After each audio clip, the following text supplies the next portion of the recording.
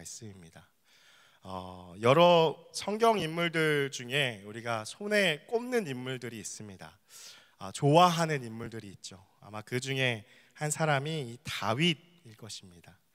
다윗을 좋아하는 여러 가지 이유가 각자마다 있으시겠지만 아마 그 중에 제일 이런 이유 때문에 다윗을 좋아한다라고 꼽는 말씀이 사도행전에 기록된 말씀이죠.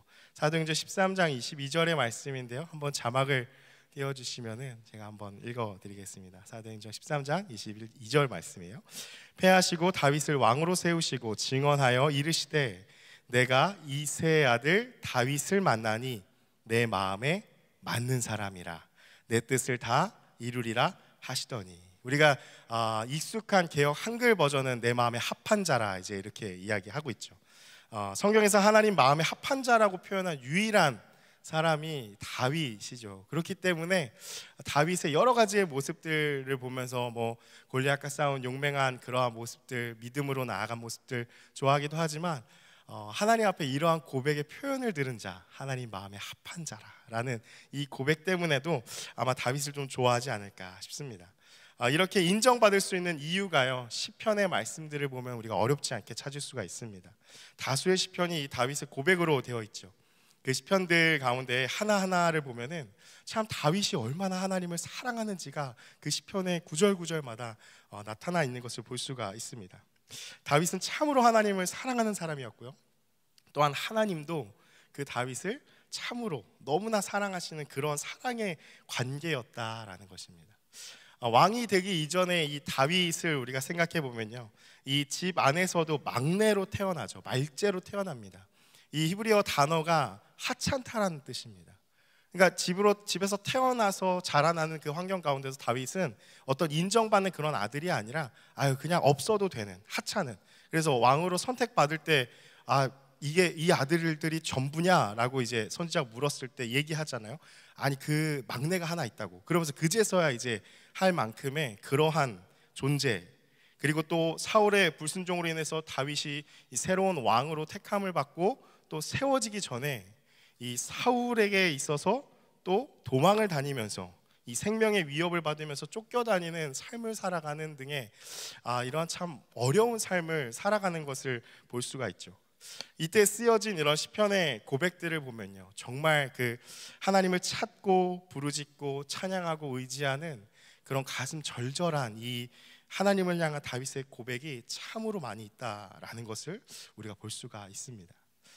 다윗의 인생을 또한 우리가 생각해 보면요, 이러한 어려움도 있지만요, 그러나 시편의 고백과 같이 그런 하나님과의 관계가 늘 충만했을 것 같습니다.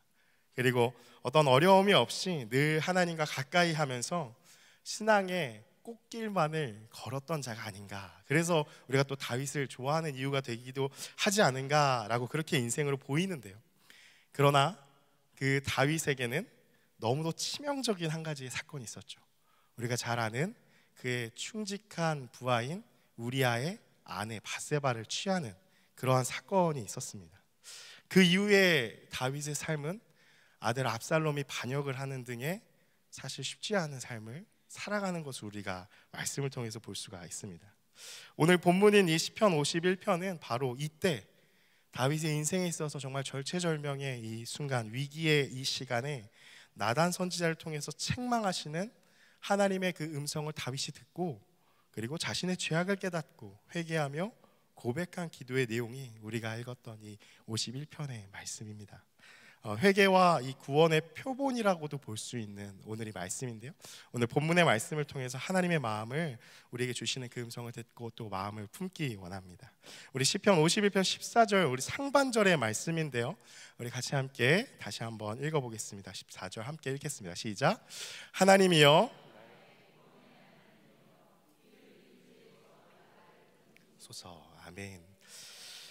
충직한 신하의 그 아내를 범하는 간음죄, 그리고 그 우리아를 전장에 내보낸 그러한 살인죄를 저지르고서 하나님 앞에 회개하는 다윗의 마음이 여기에 나타납니다.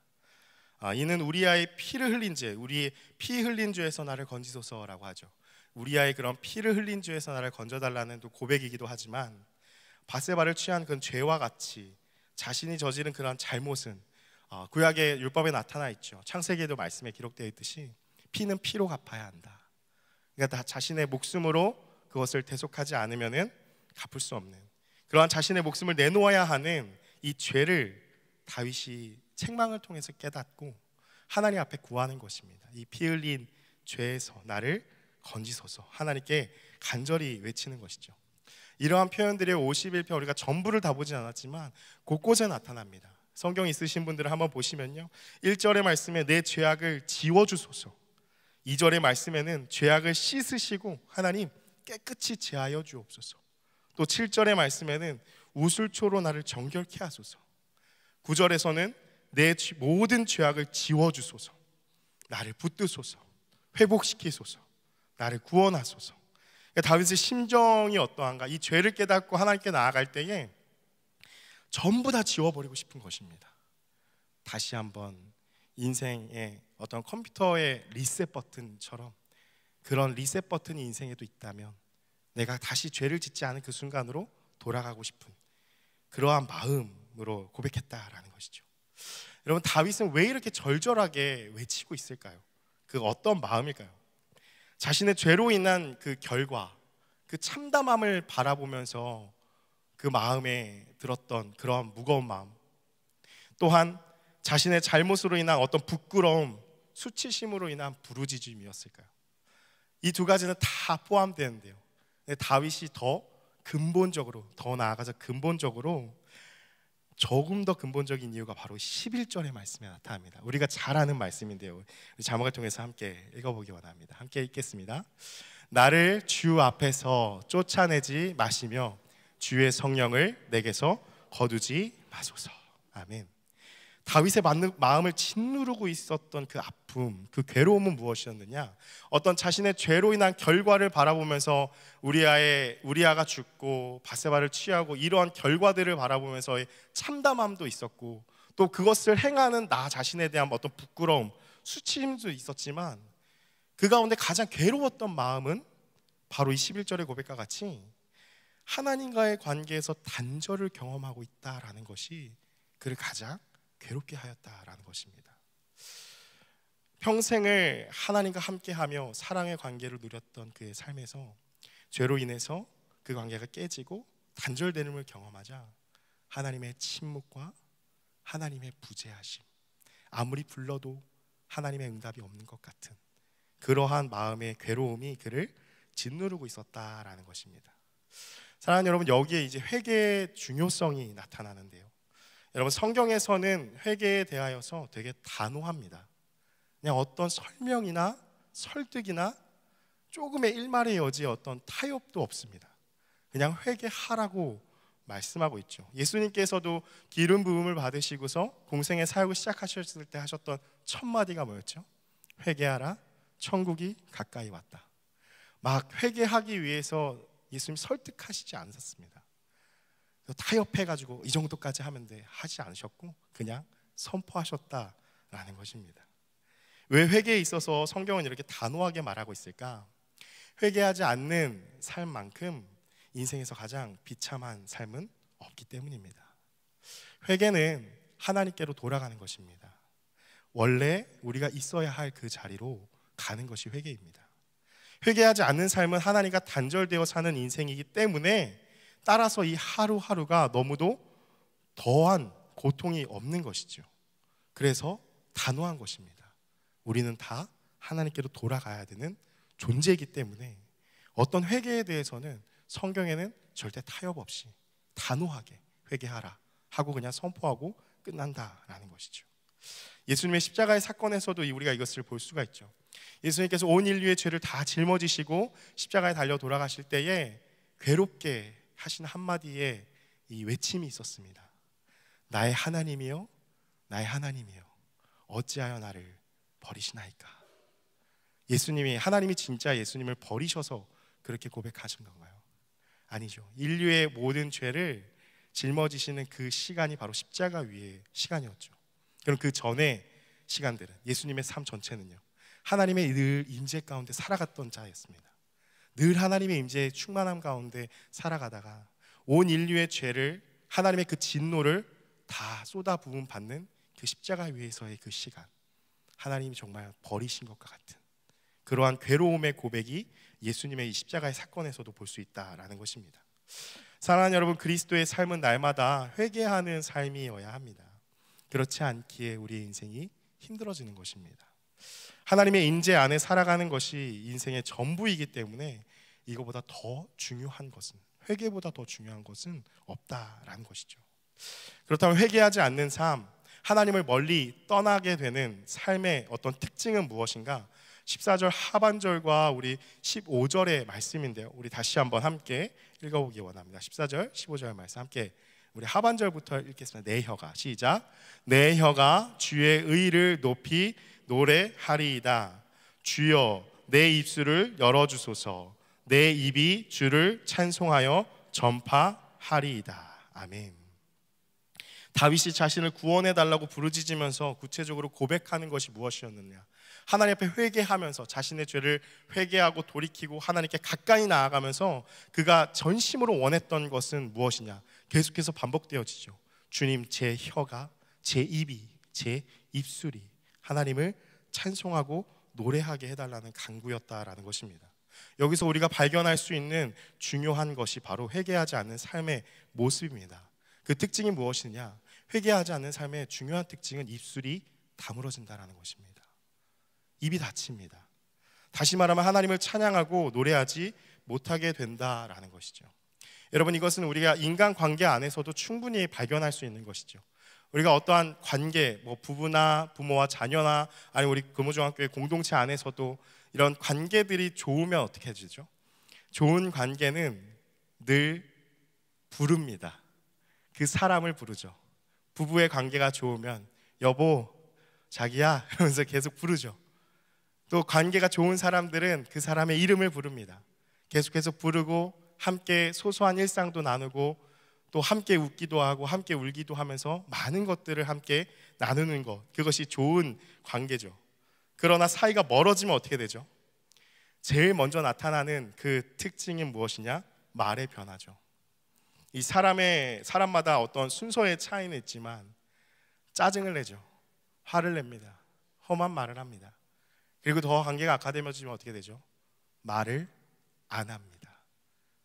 함께 있으나 한마디도 하지 않죠. 입이 굳게 닫히는 것입니다. 관계가 멀어지는 것이죠. 하나님과의 관계도 마찬가지였다라는 것입니다.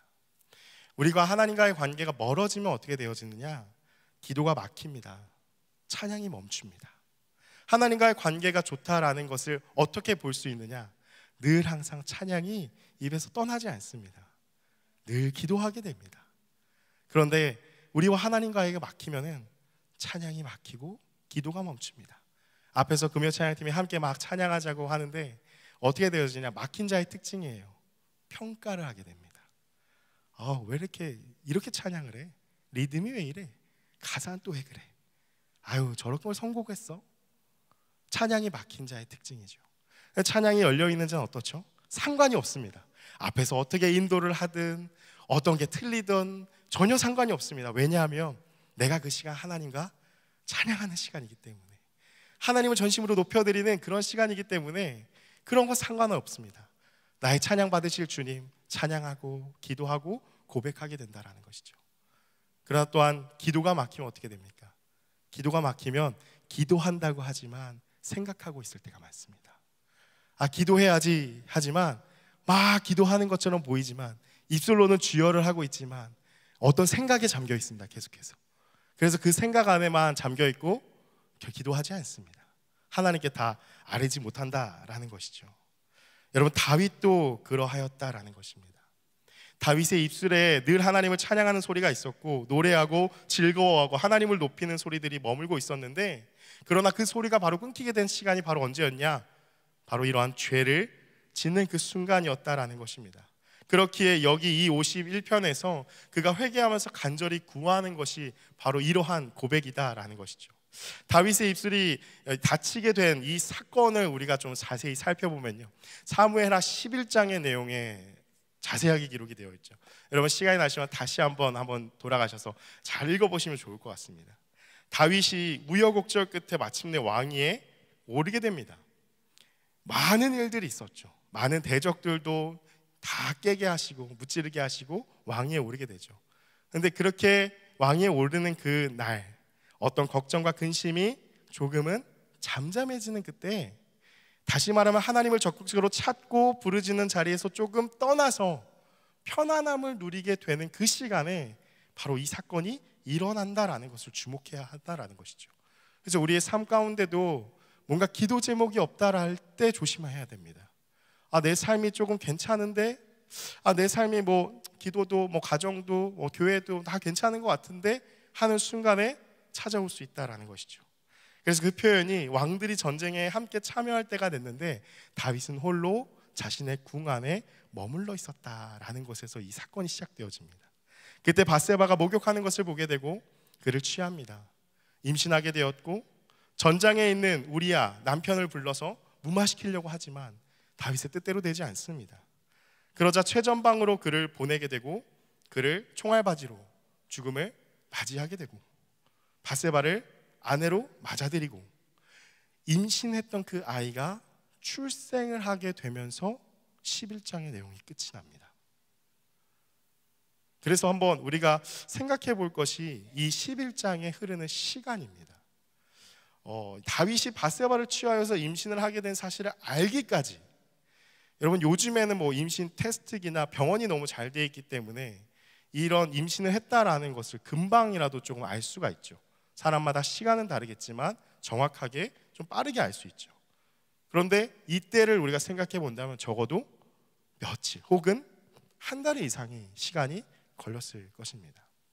그리고 아이가 잉태가 되고 또 11장의 시간에는 그가 출생하였다, 태어났다까지 기록하고 있는 것을 본다면 이 11장의 시간은 아이가 태어나는 시간의 10달의 시간, 10달이 넘고 또 알게 되고 기다리고 하는 이 시간들, 다윗이 죄를 지으면서부터 12장의 나단 선지자의 책망을 받기까지 적어도 1년의 시간이 흐르고 있었다라는 것이죠. 그렇다면 다윗의 생애에서 그 1년의 시간 동안은 그의 입술에, 그의 마음에, 그의 삶에 하나님을 찾고 부르짖고 친밀하게 보내는 관계에서 완전히 멀어져 있는 시간이었다라는 것입니다. 다윗은 그의 인생에서 가장 비참한 시간, 하나님과 단절되어서 너무도 괴로운 시간을 그때 보내고 있었던 것입니다. 그렇기에 나단 선지자의 그 책망을 듣고서 오늘 회개하며 하나님을 향해서 51편에 거듭해서 고백하는 것입니다. 하나님, 내 혀가, 하나님 내 입이, 하나님 내 입술이 하나님을 찬양하도록 회복시켜 달라고, 나를 그 하나님과의 사랑의 관계를 다시 한번 회복하게 해달라고, 온전히 거하게 해달라고, 하나님과 누렸던 그 기쁨과 그 즐거움을 회복시켜 달라라는 그러한 간구를 하게 됐다라는 것이죠. 사랑하는 여러분, 지금 여러분의 입술 가운데는 어떤 말들이 머물고 있습니까? 하나님을 향한 찬양과 그 찬양의 향기와 기도가 여러분의 입술 가운데 머물고 있습니까? 아니면 혹시 기도도 찬양도 막힌 삶을 지금 살고 있지 않습니까? 기도하자고 하는데 기도하지 못하고, 찬양하자고 하지만 찬양하지 못하는 그런 막혀있는 삶을 살아가고 있지 않습니까? 그래서 인생의 비참한 나날들을 혹시 보내고 계시지 않습니까? 사랑하는 여러분, 오늘 말씀과 같이 회개해야 합니다.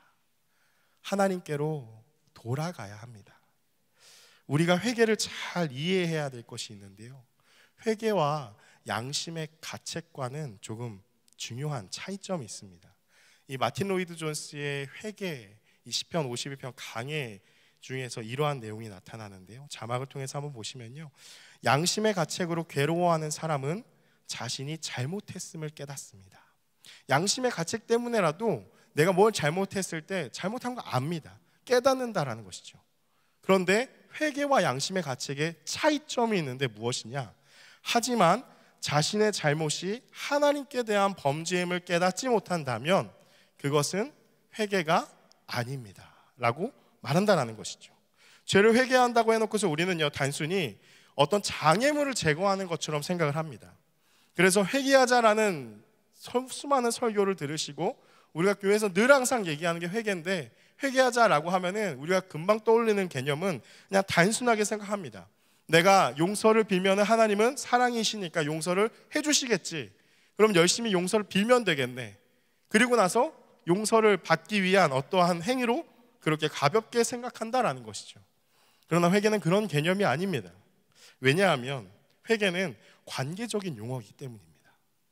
여러분, 사람과 사람의 관계 안에서도 무언가를 잘못했을 때 미안하면 끝납니까? 끝나지 않습니다. 왜 안 끝나죠? 내 잘못된 행동 때문에 그 사람이 감정이 상한 것, 마음이 상한 것이 있기 때문에 한마디로 절대 끝날 수가 없다라는 것이죠. 그런데 내가 해결할 수 없는 그러한 잘못을 저질렀을 때 사과 한마디로 당연히 끝날 수 없다라는 것입니다. 회개는 내가 저지른 죄로 인하여 하나님의 마음을 상하게 해드린 것에 대해서 아파하는 것이 회개입니다. 여러분, 다시 한번 말씀드릴게요. 잘 들어보세요. 회개는 내가 저지른 죄로 인해서 하나님의 마음을 상하게 한 것, 그 마음을 상하게 해드린 것에 대해서 나도 아파하는 것이 회개라는 것입니다. 또한 회개는요, 나를 향하신 하나님의 기대감, 하나님 우리 한 사람 한 사람에게 기대를 하고 계신데 그 하나님의 기대감을 저버리게 만든 것에 대한 그 아파하시는 마음, 그것을 나도 동일하게 아파하고 죄송한 마음으로 하나님 앞에 나아가는 것, 그것이 바로 회개라는 것이죠. 여러분, 그래서 하나님과의 관계가 깨어지고 더 이상 하나님을 부르지 못하였던 그 마음을 하나님께로 돌이켜서 그 사랑의 관계 안에서 다시 우리의 혀를, 우리의 입술을, 우리의 입을 열어서 하나님 앞에 사랑의 세레나데를 부를 수 있는 것, 그렇게 되는 것이 바로 회개라는 것입니다. 그러면 끝으로 우리가 회개를 어떻게 해야 하는가, 16절과 17절의 말씀인데요, 우리 같이 함께 다시 한번 읽어보기 원합니다. 함께 읽겠습니다. 주께서는 제사를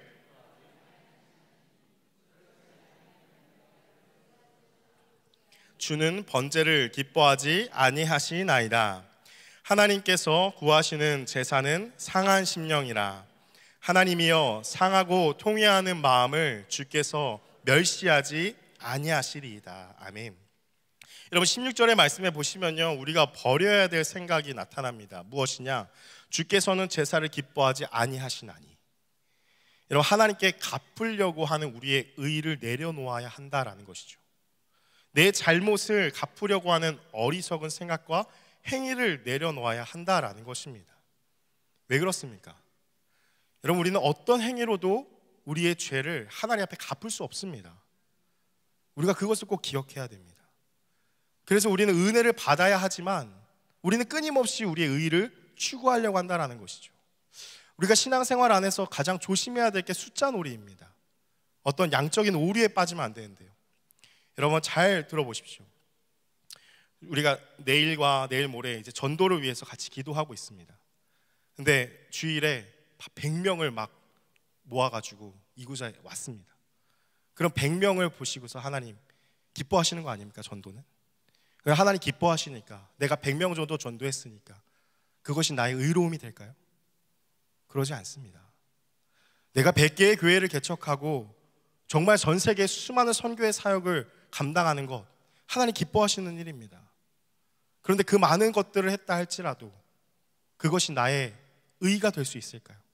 나의 죄를 가리는 나의 의의가 될 수 있을까요? 그렇지 않습니다.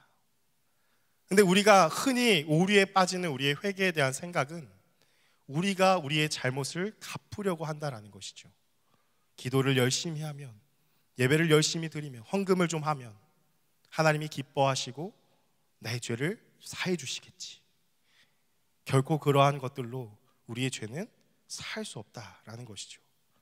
회개에 대한 잘못된 이해는 내가 갚으려고 하는 마음입니다.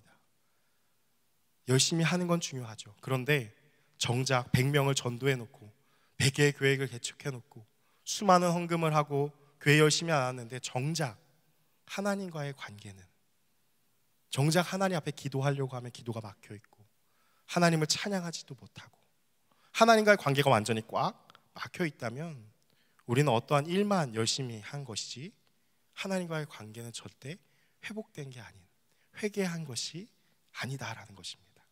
그렇다면 어떻게 회개하는가? 17절의 말씀인데요, 하나님께서 구하시는 제사는 상한 심령이라 상하고 통회하는 마음을 가지고 나아가야 한다라는 것이죠. 여기서 상하다라는 단어의 의미가요, 산산조각 나다라는 것입니다. 여러분 한번 유리잔이나 그릇 같은 거 바닥에 딱 떨어뜨려서 깨보신 적 있으십니까? 바닥에 떨어지는 순간 어떻게 되죠? 예쁘게 쫙 하고 깨지나요? 와장창 하고 파편이 정말 수십 개 수백 개로 쫙 터지는 것을 볼 수 있습니다. 그럴 때 우리의 순간 어떤 마음이 들죠? 얼음이 됩니다. 어떡하지? 여러분 바로 그 마음이라는 것이죠. 하나님 앞에 우리의 죄를 보니까 우리가 수습을 할 수 없는 것입니다. 산산조각이 된 그 마음, 그리고 통회하는 마음은, 통회하다라는 것은 상처나다, 무너지다. 회개는 어떻게 수습할 수도 없는 완전히 산산조각 나버린 그 마음을 그대로 하나님께 나아가, 상처나고 무너진 그 마음을 그대로 하나님께 나아가는 것, 그것이 바로 회개의 모습이라는 것입니다. 하나님은 바로 그 마음을 원하신다라는 것이죠. 사랑하는 여러분, 다윗은 바로 그러한 마음을 가지고 하나님께 나아가서 간절히 구했던 것입니다. 그가 회개한 이유, 그가 간절하게 원했던 단 한 가지는 무엇이냐? 바로 하나님과 그 사랑의 관계를 다시 회복하는 것이 그가 원했던 것이었습니다. 이런 하나님과의 다윗의 관계가요, 그 힌트가 있는데요, 바로 힌트가 다윗이라는 이름에 있습니다. 여러분 다윗 많이 들어보시지 않았습니까? 근데 다윗의 이름의 뜻을 아십니까? 살짝 갸우뚱하게 됩니다. 여러분 다윗, 영어로는 데윗, 그리고 다비드라고 하는데요, 히브리어로 도드라는 말에서 파생되어 온 말입니다. 도드라는 말은요, 아가서에 제일 많이 나타나는 말입니다. 아가서 하면 딱 떠오르는 문장이 있죠. 나의 사랑, 나의 어여쁜 자야. 나의 사랑에 그 쓰인 표현이 바로 도드입니다. 그렇다면 다윗의 이름의 뜻은 무엇이냐? 사랑하는 자, 러버, 달링이라는 것입니다. 하나님이 하나님과의 관계 안에서 하나님이 다윗아 라고 부르신 것은 무엇이죠? My darling, 내 사랑하는 자야, 이렇게 불렀다라는 것이죠. 그래서 말씀을 준비하면서 다윗으로 이름을 바꿔야 되나? 그런데 너무 많은 실수를 했는데 그런 생각을 또 하게 됩니다. 나의 사랑아, 나의 사랑아. 하나님과 다윗의 관계는 바로 그렇게 뗄 수 없는 사랑의 관계였다라는 것입니다. 그러한 사랑의 관계 가운데 다윗은 충만하게 있었는데 죄로 인해서 하나님과의 단절됨을 경험하니 얼마나 힘들었겠습니까? 인생의 비참함을 맛보게 된 것이죠. 다윗의 이 시편 51편의 고백을 무엇이냐? 다시 그 하나님과의 사랑의 관계로 돌아가기 위한, 회개하기 위한 그러한 고백이었다라는 것입니다. 바로 이것이 회개입니다. 사랑하는 여러분, 말씀을 마무리합니다. 여러분, 하나님과 단절되어서 찬양도 기도도 다 막혀서 이러한 비참함 마음이 있는 그러한 마음 가운데 계신 분 있으십니까? 하나님은 바로 오늘 우리 한 사람 한 사람이 다윗이 되기 원하십니다. 이 도드, 사랑하는 자야, 그렇게 우리를 부르시고 그 관계 안에 온전하게 사랑의 관계를 맺기 원하신다라는 것이죠. 우리 오늘 이 시간에 우리의 산산조각난 마음을 그대로 가지고 주님께 나아갔으면 좋겠습니다. 그리고 굳게 닫혀진 우리의 입을 열어서 고백했으면 좋겠습니다. 회개했으면 좋겠습니다.